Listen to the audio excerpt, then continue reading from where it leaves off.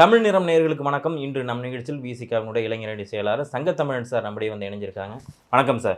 வணக்கம். ஆதவ அர்ஜுனா வீட்டில் அந்த ரைடு இதுதான் காலையில் வந்தோடனே அது பிரேக்கிங் நியூஸாகவே இருந்துச்சு. ஏன் தொடர்ந்து ஆதவ அர்ஜுனா மார்ட்டின் இவங்க வீட்டில் அந்த ரைடு நடந்துக்கிட்டே இருக்கு, இது ஏன் திடீர்னு அந்த இது இப்போ பேசு பொருளாக இருக்குது? ஒருவேளை அழுத்தமா ஏதாவது? கடந்த மார்ச் மாதம் ரைடு விட்டாங்க தெரியுமா, நான் இருக்கா? ஆமாம். அது தொடர்ந்து இடிக்கு இதே வேலை. இடி யாருன்னா அது ஒரு அரசாங்கத்துடைய அட்டானமஸ் பாடின்னு நினச்சிடாதீங்க. அது பிஜேபியோடைய அடியார். இப்போ பெரிய பெரிய படங்கள்லாம் காட்டுவாங்கல்ல, ரவுடிகள்லாம், ரவுடி தாதா, அவன் அடியாலாம் வச்சுருப்பாங்களே, போப்பா அந்த பிள்ளைய போய் தூக்கியாப்பா, போப்பா அங்கே போய் அவன்கிட்ட போய் மிரட்டி வாப்பா அப்படின்னா விரட்டி விட்டா போவாங்கள்ல. அது மாதிரி நம்ம பிஜேபி அரசாங்கத்திற்கு அடியாளாக இடி அப்புறம் இன்கம் டேக்ஸ் இதெல்லாம் வச்சுருக்காங்கன்னு பரவாயில்ல செய்தி இருக்குது. நான் சொல்லலை, நான் படி சங்கத்தமிழ் சொல்கிறேன், என்ன கேட்காதீங்க. அப்படி செய்தி பரவாயில்ல எல்லா இடத்துலையும் பேசிக்கிறாங்க மக்கள்லாம். அப்போ அந்த உண்மையாக கூட இருக்குமோ அப்படின்னு தோணுது. ஒருவேளை ஆதவ அர்ஜுனா வச்சு விசிகாவுக்கு நெருக்கடியை கொடுக்குறாங்களோ இந்த ரைடு இதெல்லாம் மூலமாக? முதல்ல ஆதவ அர்ஜுனுக்கு இந்த ரைடு இல்லை, நீங்களாக பேசக்கூடாது. இந்த ரைடு யாருக்குன்னா மார்ட்டின் அவருக்கு தான் ரைடு. ஆதவ அர்ஜுன் எப்போது எங்கள் கட்சியில் சேர்ந்தாரோ அப்போதே ஒரு லெட்ரு போட்டிருந்தார், ஒரு மீடியாலையும் பேசியிருந்தார். நான் வகித்த அனைத்து பொறுப்புகளிலும் இருந்து நான் விடுவித்து கொண்டேன், அனைத்து பொறுப்புகளையும் நான் என் மனைவியின் பெயரில் மாற்றிவிட்டேன், நான் இப்போது ஒரு சாதாரண ஒரு மனிதன், நான் விடுதலை சிறுத்தை துணை பொதுச் செயலாளராக விடுதலை சிறுத்தை வளர்ச்சிக்காக நான் உழைக்கப் போகிறேன் அப்படின்னு பிரகடனப்படுத்திட்டு தான் எங்கள் கட்சியில் சேர்ந்தார். சேர்ந்து தொடர்ந்து அவர் கட்சி பணிகளை செய்து கொண்டிருக்கிறார். ஒருவேளை ஆதவர் திமுக கூட்டணியில் விருப்பம் இல்லாமல் இருக்கா? தொடர்ந்து அவருடைய அறிக்கைகள் விஜய்க்கெல்லாம் வந்ததெல்லாம் பாராட்டி அறிக்கையெல்லாம் விட்டுருந்தப்போ திமுக கூட்டணியில் அவருக்கு ஒருவேளை சின்ன மனக்கசப்பு மாதிரி இருக்கும். ஜனநாயகத்தில் தன்னுடைய கருத்துக்களை பதிவு பண்ணுவதற்கு அனைத்து மக்களுக்குமே அதற்கான அதிகாரம் இருக்கிறது. யார் எதை விரும்புகிறாங்களோ பேசலாம். இந்திய அரசியலமைப்பு சட்டமே அதை வழங்கியிருக்கிறது. கருத்துரிமை அப்படின்னு இருக்குது. அந்த கருத்துரிமையில் அவர் ஒரு கருத்தை பதிவு செய்கிறார். அது ஜனநாயகத்தில் அவருக்கு நாங்கள் விடுதலை சிறுத்தை வழங்கியிருக்கிற அந்த அந்தஸ்து. ஏன்னா உலகத்தில் பல பேர் பல மாநாடு நடத்துவாங்க, ஆனால் வெல்லும் ஜனநாயகம் அப்படின்னு ஜனநாயகத்திற்காக ஒரு மாநாடு நடத்தினது விடுதலை சிறுத்தைகள். தேசம் காப்போம் அப்படின்னு மாநாடு நடத்தினது விடுதலை சிறுத்தைகள். அரசியலமைப்பு சட்டத்தை பாதுகாப்போம் அப்படின்னு நடத்தினது விடுதலை சிறுத்தைகள். பெண் உரிமை மாநாடு நடத்தியது விடுதலை சிறுத்தைகள். கல்வி உரிமை மாநாடு நடத்தினது விடுதலை சிறுத்தைகள். கருத்துரிமை மாநாடு நடத்தினது விடுதலை சிறுத்தைகள். இப்படி மனிதனுடைய அடிப்படை உரிமைகளை வென்றெடுக்க வேண்டும் என்பதற்காக தொடர்ந்து களமாடுகிறோம். அவர் எங்கள் எழுச்சி தமிழுடைய கருத்து கோட்பாடுகளை உள்வாங்கி களத்திற்கு வந்தார், எங்கள் கட்சிக்கு வந்தார். ஆகையால் அவருக்கு ஜனநாயகம் வழங்கியிருக்கிறது. அவர் கருத்தை அவர் சொல்லுகிறார்.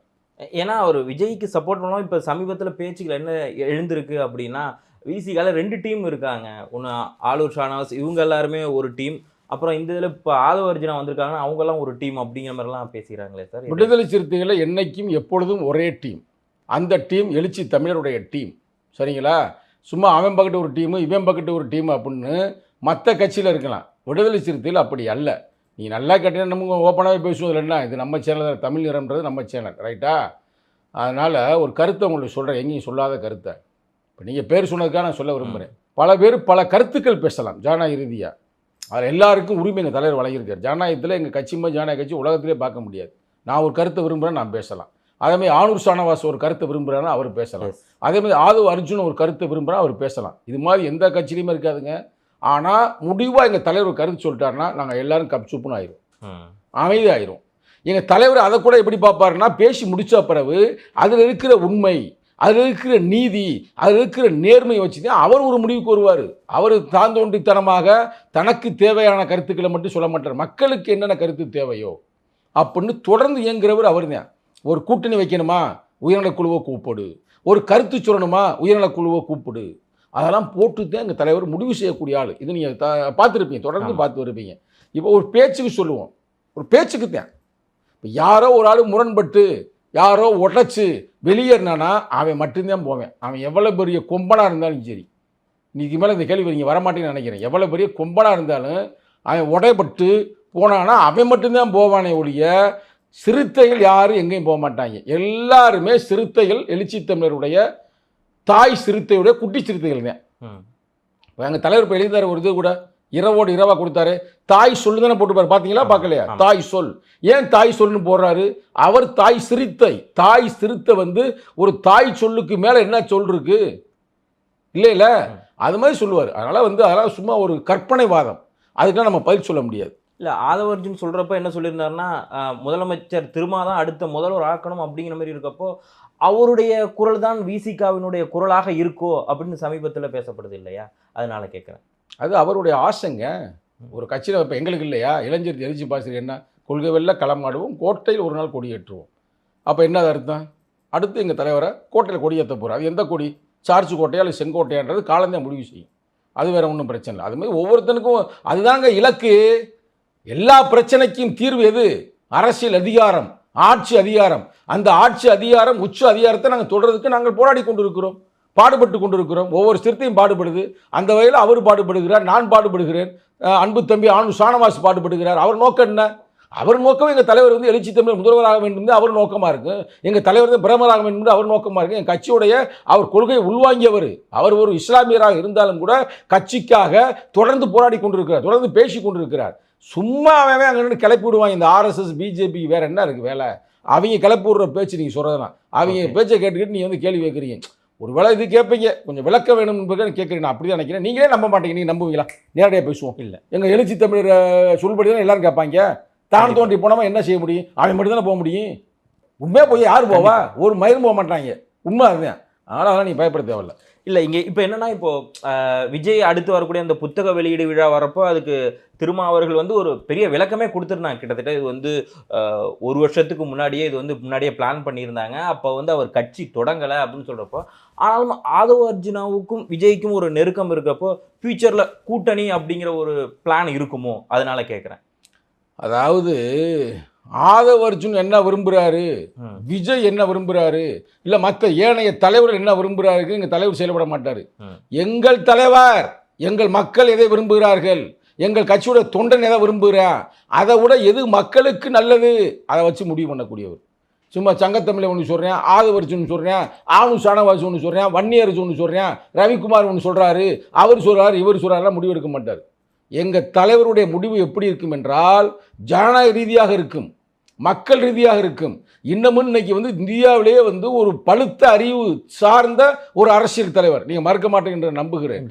புரட்சியாளர் அம்பேத்கருக்கு பிறகு இந்தியாவில், தமிழகத்தில் டாக்டர் கலைஞர் மு கருணாநிதிக்கு பிறகு சொல்லாற்றல், எழுத்தாற்றல், பேச்சாற்றல், மக்களிடம் பழகும் பண்பு அனைத்தும் ஒருங்கே பெற்ற ஒரே தலைவர் எழுச்சி தமிழர். அவர் வந்து இந்த ஒடுக்கப்பட்ட சமுதாயத்தில் பிறந்துட்டார்ன்றதுக்காக அந்த ஆட்சி அதிகாரம் கிடைக்காமல் இருக்கலாம், அதற்காக நாங்கள் வருந்த மாட்டோம். தொடர்ந்து அந்த ஒடுக்கப்பட்ட மக்களுக்காக நாங்கள் போராடுவோம், போராடி கொண்டு இருக்கிறோம். இல்லை, ஒரு புது களம் அமையும் போது அதை பயன்படுத்துவாங்க இல்லையா? ஏன்னா ஃபஸ்ட்டு விடுதலை சிறுத்தை கட்சிகள் வந்து ஒரு இயக்கமாக இருந்தாங்க. அதுக்கப்புறம் இல்லை, இது நம்ம இயக்கமாக இருந்தால் பத்தாது, நமக்கு அதிகாரம் வேணும் அப்படின்னு சொல்லி அவங்க கட்சியை தொடங்கினப்போ புதுசாக விஜய் வர்றாரு. இப்போ ஏடிஎம்கே அவங்க இன்னொரு மாற்று ஒன்று தேடிட்டு இருக்காங்க. ஒரு புது டீமை ஃபார்ம் பண்ணி ஒருவேளை களம் காணலாமா? ஏன்னா ஏற்கனவே சந்திரசேகர ராவோடலாம் முன்னாடி வந்து மீட்டிங் போட்டிருந்தாங்க. அந்த இந்தியா கூட்டணி அப்படிங்கிறதே உருவாக்கலாம் மிகப்பெரிய பங்கு திருமா அவர்களுக்கு இருக்குன்னு சொல்கிறப்போ இங்கேயும் ஒருவேளை ஒரு புது அணி அமைக்கிறதுக்கான ஒரு விதையை போட்டுட்டாரோ? எல்லாமே எங்களுக்கு இங்கேயே கிடைக்கும், அப்புறம் அங்கே போய் விதைய போட. நீங்கள் என்னென்ன நினைக்கிறீங்களோ அதை பூரா தமிழக முதல்வர் தளபதி ஸ்டாலின்லேயே வழங்குவார். அப்புறம் என்ன? அதெல்லாம் கவலைப்படாதீங்க, அதெல்லாம் ஒரு தேவை இல்லை என்று நான் எண்ணுகிறேன். இப்போ சமீபமாக பேசுகிறாங்க, என்ன பேசிக்கிறாங்க ஜஸ்ட்டு இது ஒரு செய்தி அப்படின்னு சொல்ல பேசிக்கிறது என்ன சொல்கிறாங்கன்னா, விஜய், அதிமுக, அப்புறம் விசிகா, காங்கிரஸ் இவங்கெல்லாம் வந்து ஒரு புதுசாக ஒரு கூட்டணி அமைக்க போகிறாங்க அப்படிங்கிற மாதிரி சொல்லிக்கிறாங்களே சார், எப்படி பார்க்க? எலெக்ஷன் எப்போ? 2026. இது என்ன மாதம்? நவம்பர் மாதம். இன்னும் ஏறக்குறைய 16-17 மாதம் இருக்குது தேர்தலுக்கு, கரெக்டாக. அதுக்கு முன்னாடி வந்து இதுதான் அமையும் அப்படின்னு சொல்ல முடியாது. இப்போ நிகழ்காலத்தில் நாங்கள் திராவிட முன்னேற்ற கழகம் கூட்டணியில் இருக்கிறோம். எங்கள் தலைவரே ஒரு பேட்டி கொடுத்துட்டார். 2026 மட்டுமல்ல, 2030 பாராளுமன்ற தேர்தல் வரைக்கும் திமுக கூட்டணி தான். அப்போ இப்போ நாங்கள் ஒரு கூட்டணியை உருவாக்கி அதனால என்ன கிடைக்கும்? ஆட்சியிலும் பங்கு, அதிகாரத்திலும் பங்கு கூட கிடைக்கலாம். இல்லை, நாங்கள் இதுக்கு போகிறோம். ஒருவேளை இப்போ வந்து அதிமுக வந்து எங்களை கூப்பிட்டு வாங்க, ஆட்சியிலும் பங்கு, அதிகாரத்திலும் பங்கு நாங்கள் தர்றோம், உங்களுக்கு வந்து நாங்கள் மினிஸ்டர் போஸ்ட் தர்றோம் தானே அது. அப்போ தருவோன்னு சொல்கிறதா அது திமுக சொல்லிருச்சுன்னா ஓகே. இல்லை, அவங்க இப்போ ஒருவேளை அவங்க லோவாக இருக்கிறதுனால விசிகா எங்கள் பக்கம் வாங்க, நாங்களும் அதே கொள்கையை வச்சு உங்களை வரவேற்கிறாங்க அப்படின்னா அப்போ போகிறதுக்கான வாய்ப்பு இருக்கும் இல்லையா? அதுதாங்க நானும் சொல்கிறேன். திமுக லோவாலாம் இல்லை, திமுக அதே மாதிரி நல்லா ஸ்ட்ராங்காக தான் இருக்குது. ஓகே. கரெக்டாக அதில் தொடர்ந்து வெற்றி பெற்று கொண்டு தான் இருக்குது. நல்ல கட்டமைப்பு உள்ள ஒரு கட்சி தான் திராவிட முன்னேற்ற கழகம். மற்ற சில முரண்கள் இருக்கு, எங்க மக்களுக்கான பாதுகாப்பு இல்ல நான் அதிமுகவுக்கு சொன்னேன். ஓ, நீ அதிமுகவை சொல்றீங்களா? அப்படி சொல்லுங்க, தெளிவா சொல்லுங்க. அப்புறம் நான் குழம்பி போயிடுவேன்ல. ஓகே, அதிமுக அப்படித்தான் இருக்குது, நீ சொல்ற கரெக்டு தான். அதிமுக கொஞ்சம் பலவீனமாக தான் இருக்கு, ஏன்னா அங்கிட்டு உடஞ்சு இருக்கிறாங்க. அப்ப அவங்க நான் சொல்றேன் இவங்களே கொடுக்க போறான்னு சொல்றேன், நீங்க எதுக்கு அவங்க போறீங்க? ஓகே. திராவிட முன்னேற்ற கழகமே ஆட்சியிலும் பங்கு, அதிகாரத்திலும் பங்கு என்பதை அவர்கள் கொடுப்பார்கள். பொறுத்திருந்து பாருங்க பங்கு. ஓகே, சரியா? ஓகே. பட் ஆனா இந்த கிசுகிசுக்கள் வந்துகிட்டு இருக்கு இல்லையா? இல்ல இப்போ சமீபத்த பேட்டிகள்லாம் கூட இதுக்கு முன்னாடி இன்டர்வியூ எல்லாம் போயிருந்தப்பவே பார்த்தோம். அதில் என்னன்னா இல்ல விசிகாக்குள்ள 2 டீம் பிரிஞ்சுட்டாங்க, உடைய போகுது, விசிகாவே 2ஆ உடைய போகுது, திமுக விட்டு இவங்க தனியா ஃபார்ம் பண்ண போறாங்க, இல்ல ஆதவ அர்ஜுனா அவர் வந்து பேக் எண்ட்ல வேற ஒன்று ஒர்க் பார்த்துட்டு இருக்காருன்னு சொல்லிட்டு நிறைய செய்திகள் எல்லாமே வந்துகிட்டு இருக்கு. அதாவது நெருப்பில்லாமல் புகையாது அப்படிங்கிற மாதிரி சொல்லுவாங்க. அது ரொம்ப அதிகமாக கண்ணு மூக்கெல்லாம் வச்சு நிறைய பேச ஆரம்பிச்சிட்டாங்க.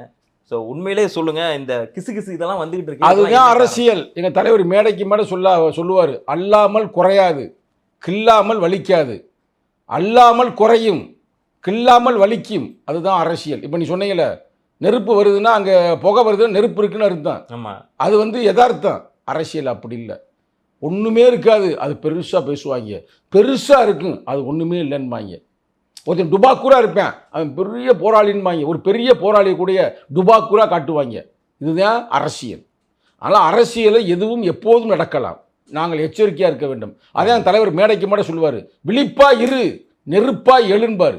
அது ஒவ்வொரு சிறுத்தைகளுக்கும் தெரியும். ஆனால் நாங்கள் ரொம்ப கவனமாக இருக்கிறோம், சிறுத்தையின் சார்பாக சொல்லுகிறேன். இல்லை இப்படி இருக்கக்கூடிய, ஏன்னா இன்னைக்கு ஆரம்ப நிலையில விட இயக்கமாக இருந்து இன்னைக்கு ஒவ்வொரு தொகுதிகளையும் ஒவ்வொரு ஊர்களையும் தனியாக விசிகாவுக்கு தனி கொடி கம்பம் எல்லாமே தனியாக இருக்குன்னு சொல்கிறப்போ நீங்கள் தனி கூட்டணி அமைக்கலாமே, விசிகாவும் இன்னும் ஆட்சி அதிகாரத்தை இன்னும் கையில் வைக்கலாம் இல்லையா? அது காலம் வரும், காத்திருப்போம். காலத்தை நாங்கள் நம்புகிறோம், எங்கள் உயரம் எங்களுக்கு தெரியும், அதற்காக நாங்கள் உழைப்போம். ஓகே.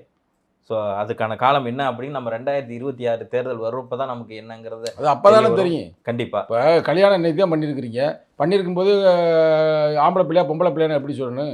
முதலிரவு நடக்கணும், நடந்த பிறகு அப்புறம் வந்து மாதமாகணும், மாதமான பிறகு பிள்ளை ஒழுங்காக அந்த அம்மாவுக்கு சோறக்கீரை போடணும், நல்லா வந்து சஃப்ரான்லாம் வாங்கி கொடுக்கணும். இல்லை இப்போ என்னன்னா, இப்போ கல்யாணம் ஆகிறதுக்கு சில பாலிசிஸ் எல்லாம் எடுத்து வச்சுக்குவாங்க இல்லையா, வருமுன் காப்போம் திட்டம் அப்படிங்கிற அதை மாதிரி, அதுக்காக தான் கேட்குறேன். இன்னும் மேரேஜ் ஆனா பேர் பார்ப்போம். ஓகே, கண்டிப்பாக நல்ல செய்திகள் நடக்கும் அப்படிங்கிற நம்மளும் அந்த நல்ல செய்திகளுக்காக வெயிட் பண்ணிட்டு இருக்கேன். இந்த நேரத்தில் இணைந்து உங்களுடைய கருத்துக்களை வழங்கியவே மிக்க நன்றி சார். நன்றி, வணக்கம்.